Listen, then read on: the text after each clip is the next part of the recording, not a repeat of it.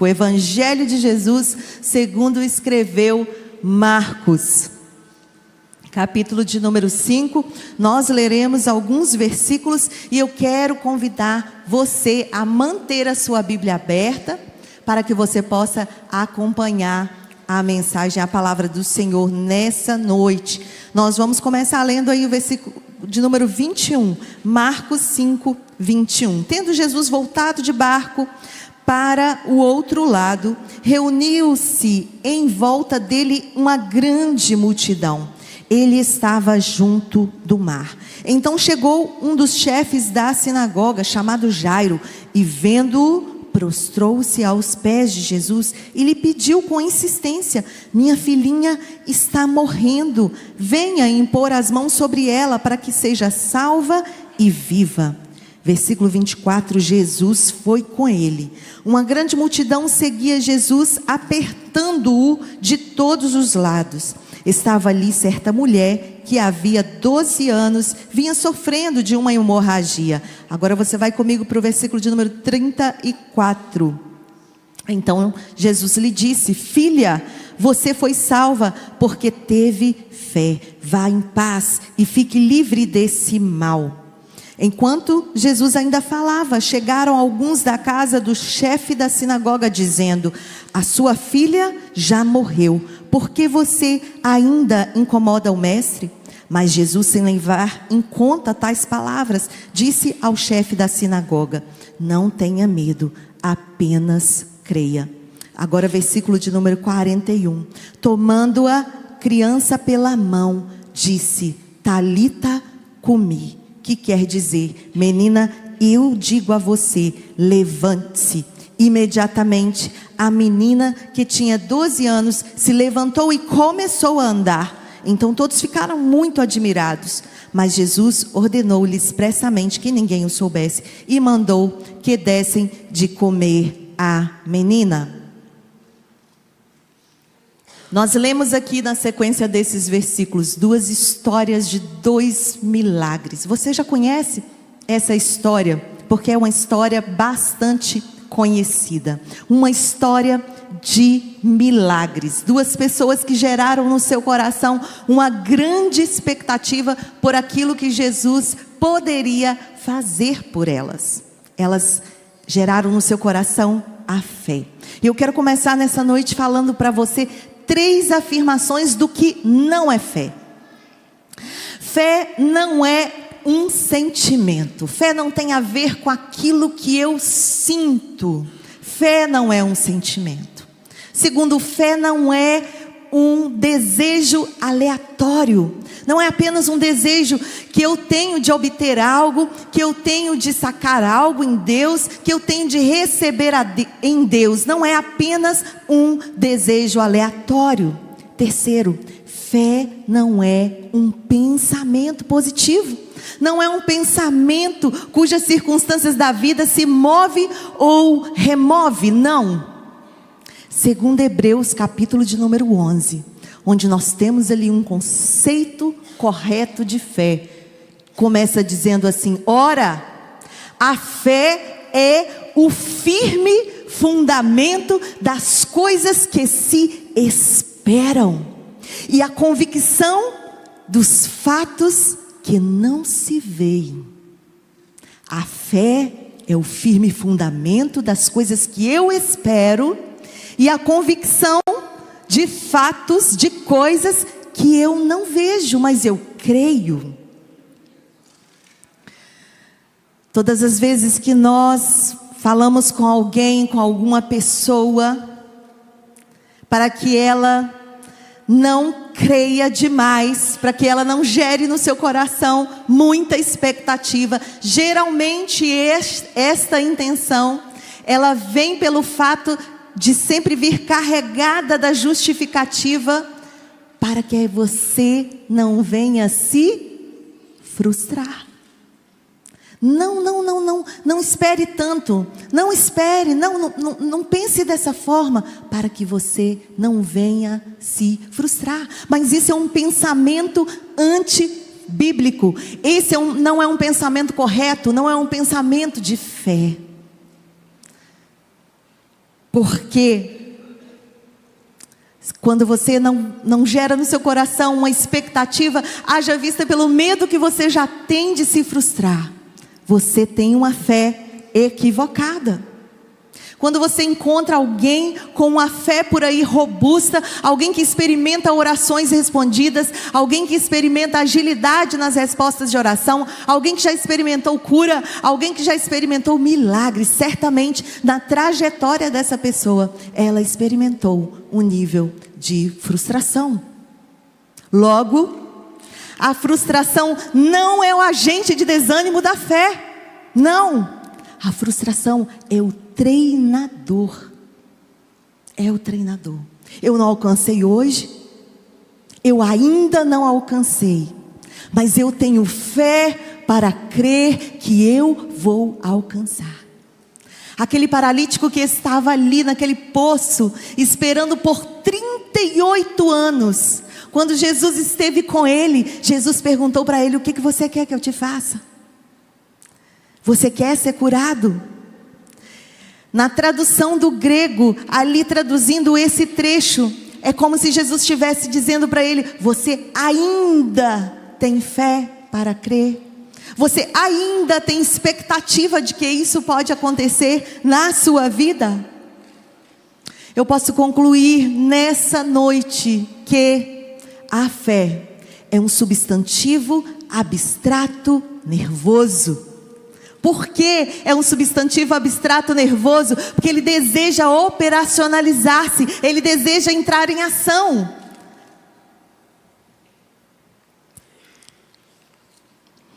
A minha fé e a sua fé, quando eu tenho fé, eu não dou o poder ao Senhor de fazer algo por mim, não. Ele continua sendo poderoso, eu crendo ou não. A minha fé trabalha no meu coração e gera no meu coração a expectativa, a certeza daquilo que eu vou receber dele pela fé. Ainda no capítulo de número 11, versículo de número 6, tem uma declaração poderosa que diz assim: ora, sem fé é impossível agradar a Deus. É necessário que aquele que se aproxima do Senhor creia que Ele existe e que Ele é galardoador daqueles que o buscam. Ou seja, Ele vai premiar. O significado de galardoador é aquele que vai dar um prêmio por aquele que espera e por aquele que crê, por aquele que busca. Ao compreender a medida de fé nessa noite, nós podemos nos lembrar também do texto de Números 19, versículo 23, que diz assim: falaria e não cumpriria. Deus não é homem para que minta, e nem filho do homem para que se arrependa. Diria ele algo e não o faria, ou falaria e não cumpriria? Esse é o seu Deus. E este texto retrata a história de duas pessoas que geraram no seu coração uma fé e uma expectativa. Jesus, no contexto que nós acabamos de ler, ele havia chegado de Gadara.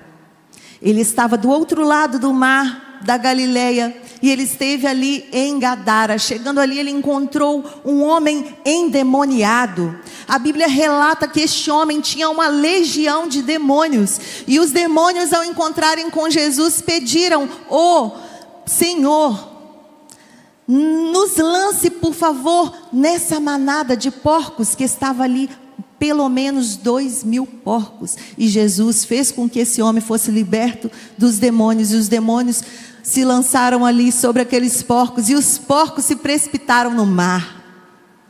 E aquele povo que cuidava daqueles porcos ficaram muito chateados com Jesus, porque receberam ali um prejuízo de 2.000 porcos que se lançaram ao mar. E eles ficaram irritados com Jesus e pediram Jesus para sair de lá. Então Jesus entra mais uma vez no barco, pega o barco e atravessa para o lado de cá do mar da Galileia. E ali ele desce do barco e a multidão começa a aglomerar ao redor dele. E ali chega alguém. a Bíblia nos diz, como nós lemos aqui, que chega um homem, o principal da sinagoga, chamado Jairo. E ele chega ali diante de Jesus e ele se prostra. E aqui nós já podemos aprender a primeira lição, que se você quer receber milagre do Senhor, se você quer receber algo do Senhor, se você deseja receber cura, se você tem uma necessidade diante do Senhor, não importa se você é o principal da sinagoga, não importa se você é o doutor, se você é o presidente da empresa, se você é o CEO, você precisa se prostrar. E ele insistentemente, ele pediu: vá até minha casa, toca na minha filha para que ela seja curada e para que ela viva. Eu amo essa expressão aqui de Jairo, porque o desejo de Jairo é que a filha seja curada para que ela viva. Nós precisamos ser curados dessa vida, para que a gente possa viver, para que a gente possa viver a vida que Jesus prometeu para nós, a vida abundante, a vida abundante. Talvez você não seja curada neste tempo da sua enfermidade física, mas você precisa ser curado da sua enfermidade da alma, da enfermidade das suas emoções. Eu conheci um pastor querido, foi o nosso mentor, e nós o sucedemos ali na PIB de Moça Bonita, no Rio de Janeiro. E este homem, ele declarou uma frase quando ele estava doente com câncer no fígado. Acometido por aquele câncer, ele declarou: eu tenho uma doença, mas eu não sou doente. Ele disse, vou repetir: eu tenho uma doença, mas eu não sou doente. Em outras palavras, ele quis dizer: eu tenho uma doença, mas a doença não me tem. Porque nós vamos adoecer sim nessa terra, senão ninguém ficaria doente, senão ninguém morreria, né? A gente ficaria aqui para sempre. Somos acometidos sim por enfermidades, mas a vida abundante de Jesus, ainda que você tenha uma enfermidade, ela é promessa do Senhor para a sua vida, e você precisa agarrar. E Jairo está ali para fazer um pedido a Jesus. O discurso da sinagoga naquele tempo não combina com a postura de Jairo, sabe por quê? Porque naquela época havia saído um édito a respeito de Jesus, dizendo: todo aquele que proclamar e que confirmar que Jesus é o Cristo será expulso da sinagoga. Opa, mas agora, peraí, o principal da sinagoga então agora está aos pés de Jesus, pedindo para que Jesus faça alguma coisa.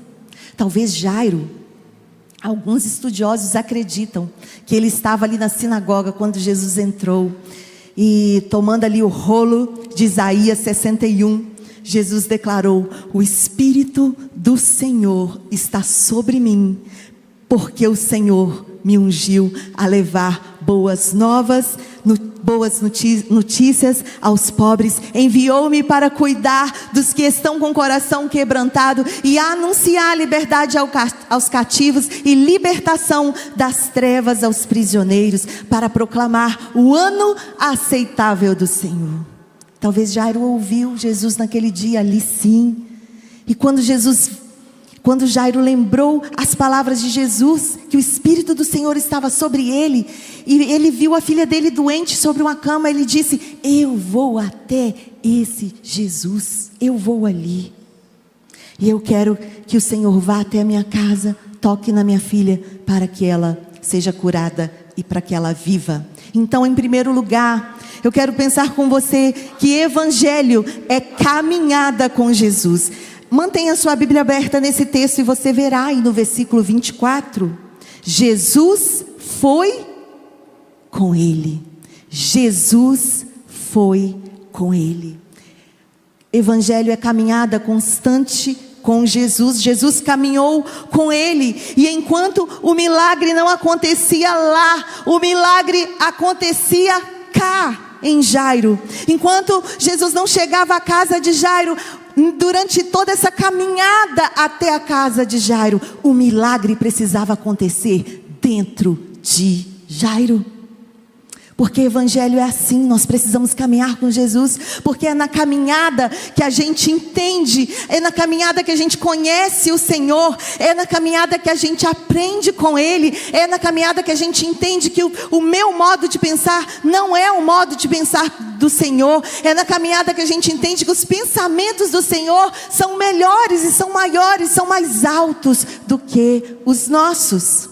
É na caminhada com Jesus que eu mudo os meus antigos conceitos.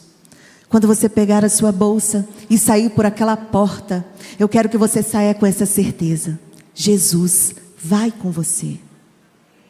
Jesus caminha com você. Nesse dia difícil da vida de Jairo, Jairo pôde ter essa certeza: eu vou com você. Jesus vai com você e Ele anda lado a lado, diante das suas impossibilidades, diante das suas dificuldades. Em segundo lugar, eu quero pensar com você que no caminho do seu milagre, outras pessoas serão curadas. No versículo de número 30, Jesus pergunta: quem tocou no meu manto? E você começa a entender o propósito da caminhada de Jesus com Jairo. Jesus queria ensinar algumas coisas a Jairo durante essa caminhada. E a caminhada começa, a multidão aglomera, a multidão aperta. E você conhece tão bem essa história de que a mulher vai ali e toca em Jesus e é curada. E Jesus naquele momento sente que dele saiu virtude, que dele saiu dunamis, saiu o poder. E ele para tudo, ele para a agenda com Jairo. E ele diz: quem me tocou? E os discípulos perguntaram assim, disseram a Jesus exclamando: mestre, mas como o Senhor quer saber quem te tocou? Todo mundo aqui está aglomerando, todo mundo está te tocando. Mas no caminho do seu milagre, outras pessoas também serão curadas. E Jesus queria ensinar algumas coisas para Jairo. Aquela mulher padecia dessa necessidade há 12 anos. Se no mês, nós mulheres temos essa dificuldade aí durante o mês, você imagina o que é isso durante 12 anos. Essa mulher era a personificação daquele meme, capenga, xoxa, frágil, inconsistente. Aquela mulher já não aguentava mais, eram 12 anos de sofrimento. E ela já havia gastado tudo o que ela tinha com médicos e recursos dessa terra, sem nada adiantar. E há um agravante nessa história, porque na lei ali de Levíticos, capítulo de número 15, entre os versículos 19 a 27, há ali uma lei de que a mulher naquela condição, ela era considerada imunda. Você imagina essa mulher há 12 anos sendo considerada imunda? Todo mundo já tinha marcado o rosto dessa mulher, todo mundo já a conhecia como imunda. Se você sem querer tocasse na veste daquela mulher, você ficaria imundo. Você tinha que ir para fora da cidade e esperar ali, lavar as suas vestes no rio e esperar ali até o pôr do sol para você ser considerado puro de novo. Ninguém poderia tocar e nem ela ser tocada. Mas Jesus estava interessado em ensinar algumas coisas para Jairo. E Jesus para tudo e chama essa mulher, chama a atenção. E ele pergunta: quem me tocou? E ela, tremendo muito, diz o registro do evangelho, ela se prostra ali e conta toda a verdade. Jesus queria ensinar a Jairo que Jairo, na sua sinagoga, Jairo, as mulheres sentam lá atrás. Na sua sinagoga, Jairo, lá quem tem os primeiros lugares são os homens. As mulheres não têm vez, as mulheres não têm palavra, as mulheres sentam bem lá atrás. Mas aqui, Jairo, aqui onde eu exerço o meu ministério, aqui, mulher, tem oportunidade de contar testemunho. Porque na hora que aquela mulher que ele perguntou, ela começa a contar o testemunho de 12 anos. E ela disse a Jesus: eu sofro desse mal, tem 12 anos, eu já gastei tudo, ela diz. E Jairo segue aprendendo. Jesus ensinando a Jairo O milagre não acontecendo lá, mas acontecendo cá dentro de Jairo. E Jesus continua ensinando, dizendo: Jairo, lá na sua sinagoga, apenas os doutores da lei têm a oportunidade de subir ao púlpito e falar. Mas aqui, Jairo, aqui na minha igreja, aqui na rua onde eu exerço o meu ministério, aqui mulher pode contar testemunho. Aqui, Jairo, o impuro toca no puro e se torna puro. Aqui, Jairo, aqui é diferente, você precisa entender. E Jairo, com o coração apertado, com o coração com urgência em receber aquele milagre. Eu não sei se já aconteceu com você, mas já aconteceu algumas vezes comigo. Você está ali naquela antessala, ali do consultório médico, aguardando a sua vez de ser atendido. E de repente chega um rapaz, com gel no cabelo, calça justa, camisa justa, puxando uma maletinha. E quando ia ser a sua vez, estava na sua vez, você já aguardou, né, doutor Amarildo? Você já aguardou ali durante muito tempo, já era para ser a sua vez. E ele chega, licença, licença, licença, puxando aquela malinha. E ele entra na sua vez. Ou quando você está num caixa de supermercado, você está com aquela urgência de chegar em casa ali com a carne, com a mistura, né, para fazer ainda. E naquele minuto que você está ali, chega uma plaquinha, um triângulozinho assim, ó, que coloca ali. Chega uma mulher com um saquinho de moeda e começa a contar a moeda, começa a fechar o caixa. Meu Deus, na minha vez. Jairo sentiu isso. Jairo sentiu isso. Eu acho que Jairo pensou: meu Deus, essa mulher teve tanta oportunidade de encontrar Jesus na rua. Logo agora, na minha vez, ela vem para tudo, Jesus para tudo. E acontece isso, eu preciso que Jesus vá à minha casa. Mas Jesus estava ensinando Jairo. Jesus estava ensinando Jairo, dizendo: Jairo, aqui é diferente. E em terceiro lugar, Jesus cura não só feridas visíveis, mas também as feridas invisíveis. No versículo 34, ele disse: filha, a sua fé a curou, vá em paz e seja livre deste mal. Jesus estava interessado em curar as feridas internas que aquela mulher tinha. Aquela mulher não vivia em sociedade havia 12 anos. Imagina você ser chamada de imunda o tempo inteiro pela rua. Imagina você andando aqui pelas ruas de Valadares, aqui no centro, e você passando no comércio e as pessoas dizendo: impura, impuro, impura. Era assim que essa mulher andava. Jesus poderia ter deixado aquela mulher, ela já foi curada, ela já recebeu a cura, deixa ela ir embora. Não, Jesus estava interessado em curar as feridas internas. Sabe aquelas feridas que a gente tem que ninguém sabe? Sabe aquelas feridas que só você e Deus sabem? Jesus estava interessado em restaurar a saúde emocional e a saúde social daquela mulher. E ele chama ela para o meio, destaca aquela mulher e diz: filha, a sua fé a curou. Filhinha.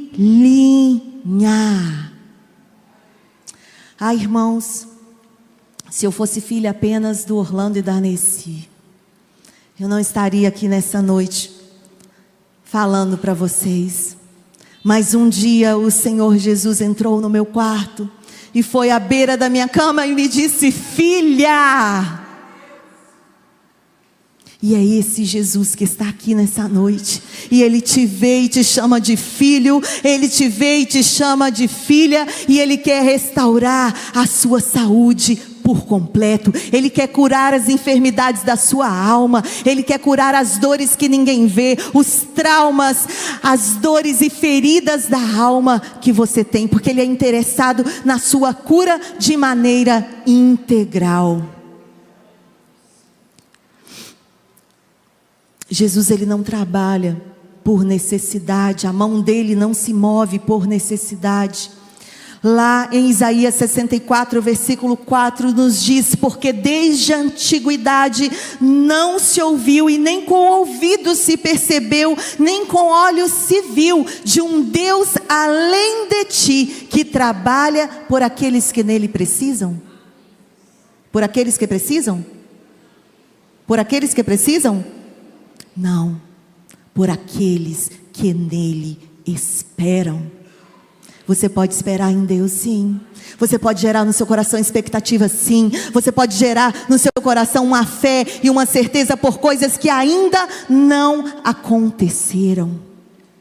Mas o registro do Evangelho continua ali nos contando que Jesus ainda estava falando com aquela mulher, e chegaram da parte da casa de Jairo e disseram: olha, não incomodes mais o mestre, a sua filha já morreu.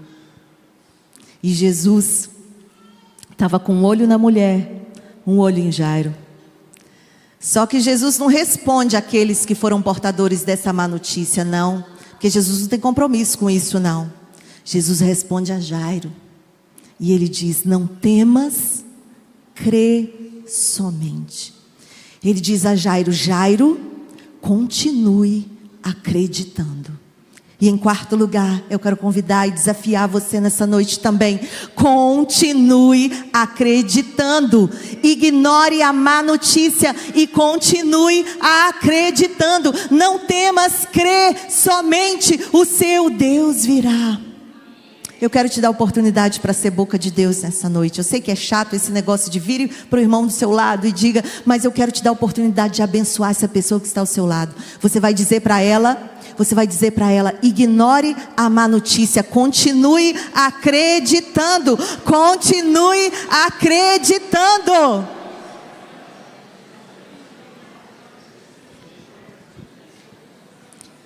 Ignore a má notícia. A fé é criativa, mas o medo também o é.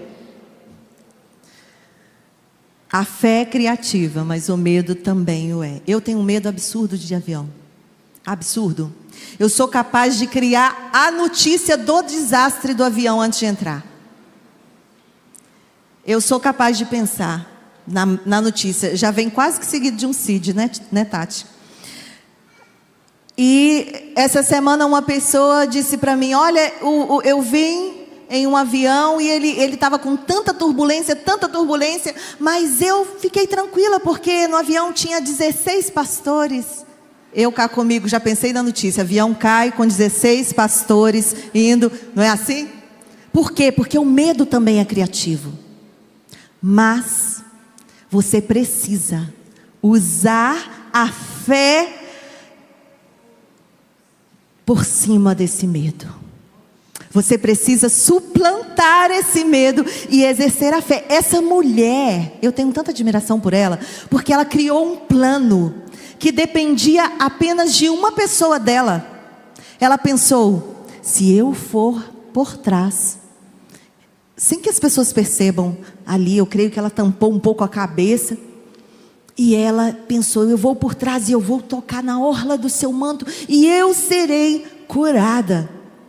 Ela fez um plano, ela criou, ela usou a mente, ela usou a fé criativa, ela ocupou a mente com o pensamento correto. Eu vou atrás de Jesus, eu vou tocá-lo. E Jairo segue com Jesus agora, com essa notícia terrível: a sua filha morreu. Não incomodas mais o mestre. Mas ele atendeu o pedido de Jesus e continuou crendo, e os dois seguiram. Chegando ali na casa de Jairo, Jesus encontra uma cena. Você conhece também essa história. Ali existiam pessoas, as carpideiras, que eram pagas para chorar. E quando ele chegou ali, todos choravam, todos lamentavam. E Jesus, chegando naquele ambiente, ele diz o seguinte: olha, por que vocês estão chorando? A menina não morreu, ela apenas dorme. Sabe o que a multidão que estava ali, aquelas pessoas que estavam ali dentro da casa de Jairo fizeram? Riram de Jesus. Riram. Mas resposta para riso, resposta para zombaria de fé é milagre. Não é discutir, não é bater boca, é milagre. E Jesus pede para que todos saiam.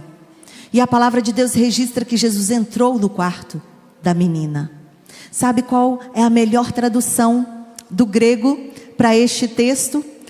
A palavra entrou, a melhor tradução ali é embarcou. Jesus embarcou naquele quarto. Sabe por quê? Porque Jesus embarca na sua história. Jesus é aquele que entra, que embarca, que vai com você no dia mais difícil da sua vida, no dia mais triste, no dia onde há choro, no dia onde há impossibilidade, no dia onde as circunstâncias são todas contrárias à sua fé. Jesus embarca com você na sua história. O que as pessoas chamavam de morte, Jesus chama de sono. A menina não morreu, a menina apenas dorme. E Jesus, estendendo a mão, disse àquela menina em aramaico: Talita cumi, menina, eu te ordeno, levante-se. E a menina começou a andar para todo lado. Sabe quando a gente está muito tempo ali doente, que a gente está deitado faz muito tempo, que você levanta e que vem aquela tonteira, não é? E que você levanta assim meio cambaleando. Não, aquela menina não. Ela levantou e começou a andar de um lado para o outro. E todos se admiraram com isso. Sabe por quê? Porque milagres gera movimento. O que você tem feito com o milagre que você recebeu do Senhor? Você está parado? Eu conheço pessoas que Jesus faz assim, levanta e a pessoa puxa para baixo. Jesus quer levantar, mas a pessoa quer puxar para baixo. Parece que essa pessoa fez uma aliança com a doença. Parece que essa pessoa fez uma aliança com a depressão. Parece que ela fez uma aliança com o desânimo. Ela quer ser arrastada. Mas Jesus ordena: menina, levanta. Levanta. Toma teu leito. Lembra dos milagres de Jesus? Toma a tua cama, toma teu leito e anda, vai e conta para todo mundo. Geralmente que Jesus dizia: conta para todo mundo. Milagre gera movimento, gera isso. Conta o que eu fiz, conta para todo mundo o que aconteceu com você. Ela começou a andar e todos se movimentaram e todos se admiraram, porque é assim que acontece. Todos vão se admirar com aquilo que Jesus vai fazer na sua vida. E para terminar, eu quero pensar com você que Jesus sabe tudo aquilo que você precisa. O versículo 43, a parte B, diz: e mandou que dessem de comer à menina. A necessidade da menina era o alimento. No capítulo de número 6 de João, versículo 63, Jesus declara: as palavras que eu vos tenho dito são espírito e vida. Talvez você está assim, porque você está morrendo de inanição. Você não tem se alimentado dessa palavra. Você não tem comido dessa palavra. O Senhor, ainda nesse texto de João 6, é lindo. Jesus declarando ali que Ele é o pão vivo que desceu do céu. E Ele declara ainda: aquele que de mim se alimenta, por mim viverá. Não é um discurso que muitos queriam ouvir naquele dia em João capítulo de número 6. Jesus diz: quem comer da minha carne, quem beber do meu sangue. As pessoas assustaram. A palavra nos conta que muitos o abandonaram. Muitos foram dali. Não entenderam este discurso que Jesus estava dizendo: eu sou o pão da vida, eu sou o alimento para você. Por isso nessa noite você precisa sair do sofá para se alimentar dessa palavra. Coma essa palavra. Quando você acordar cedo, coma. Quando você acordar tarde, coma. Quando você estiver no trabalho, coma. Quando você sair de casa, coma. Num dia muito atarefado, coma. Num dia de visita na sua casa, coma. Não abra mão. Não ouse abrir o celular sem abrir essa palavra. Não ouse não se alimentar dessa palavra, porque Jesus declara que a palavra que eu vos tenho dito são espírito e vida. Aquele que de mim se alimenta, por mim viverá. Você pode experimentar algo extraordinário em Jesus nessa noite. Sabe, irmãos, um dia eu fui acometida de uma doença grave, chamada neuralgia dos trigêmeos. Talvez você não conheça, porque não é uma doença muito comum. Mas, até chegar nesse diagnóstico, foi um sofrimento imenso. Porque é uma alça que pressiona o nervo da face. E é considerada a pior dor do mundo.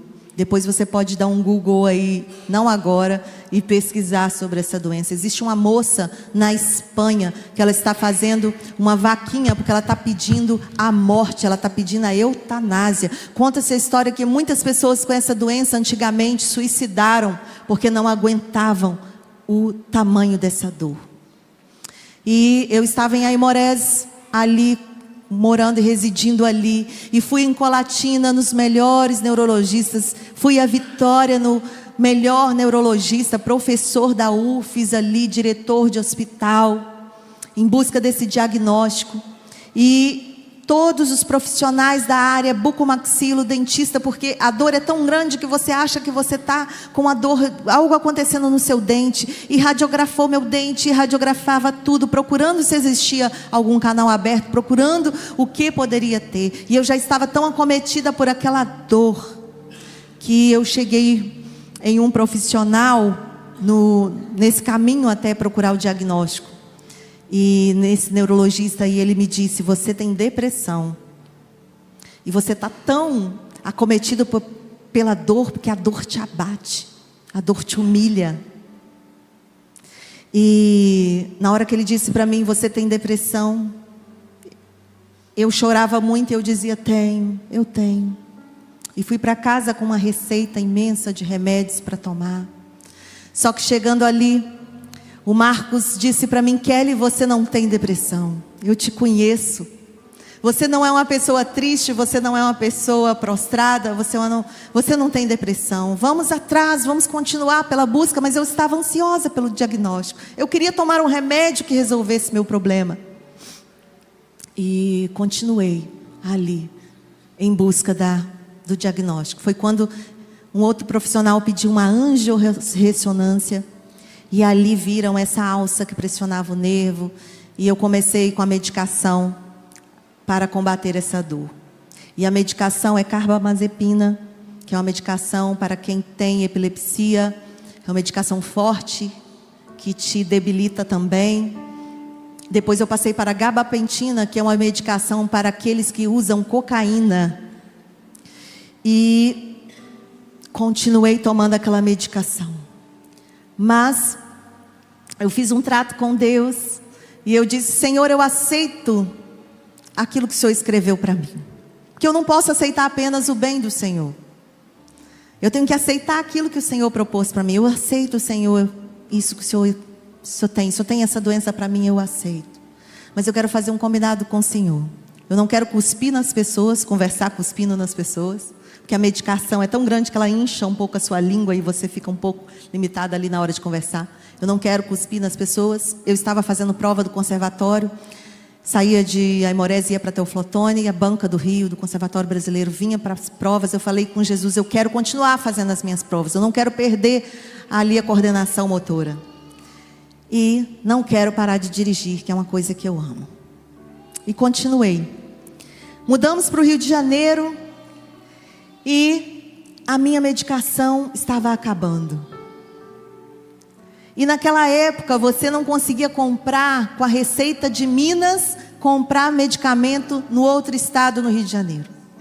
E eu não tinha como comprar a medicação e a medicação estava acabando. E eu continuava sentindo muitas dores. Mas foi num culto como esse. Eu orando aqui do banco, meu esposo orando aqui. Ninguém da igreja sabia. E a gente clamando. E eu orei assim, Deus que habita no meio dos louvores. Estava no período dos cânticos. Senhor que habita em meio aos louvores. Eu sei que o Senhor está aqui. Senhor, se o Senhor quiser. Senhor, se o Senhor puder, me cura. me cura nessa noite.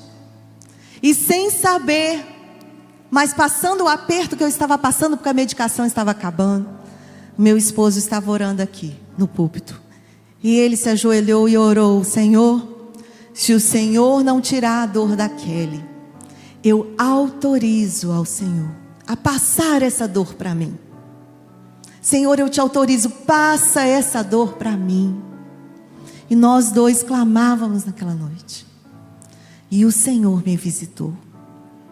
O Senhor tocou em mim e disse: filhinha, filhinha.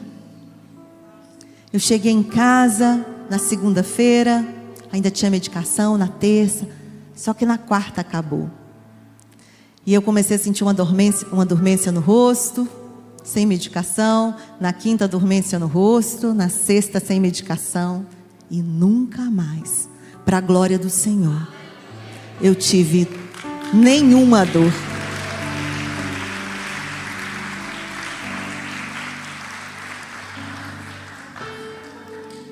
Para a glória do Senhor, não tem nada a ver comigo, tem tudo a ver com o Senhor. E por onde eu passo, que este testemunho é contado, e que a gente tem a oportunidade de orar juntos com a igreja.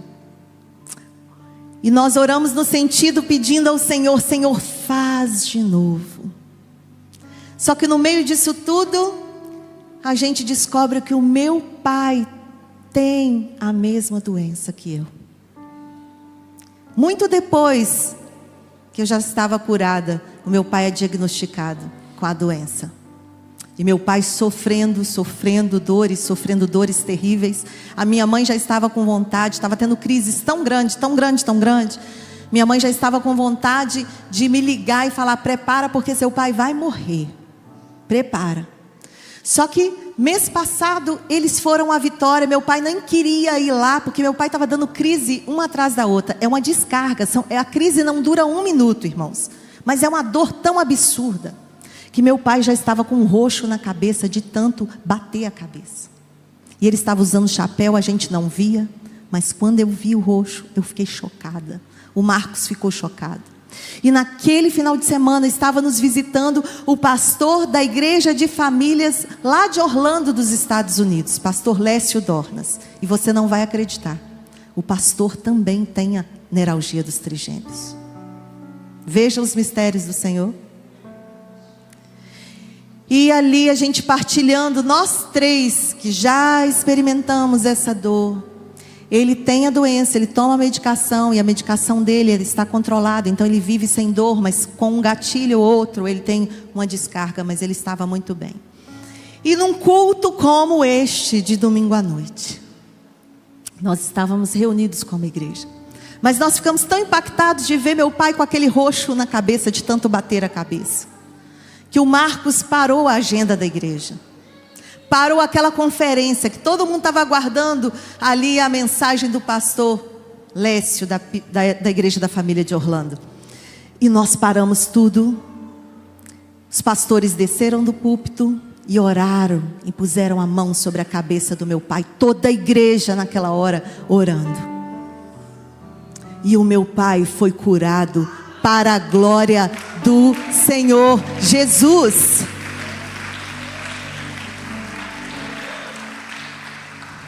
Faz de novo, Senhor, faz de novo.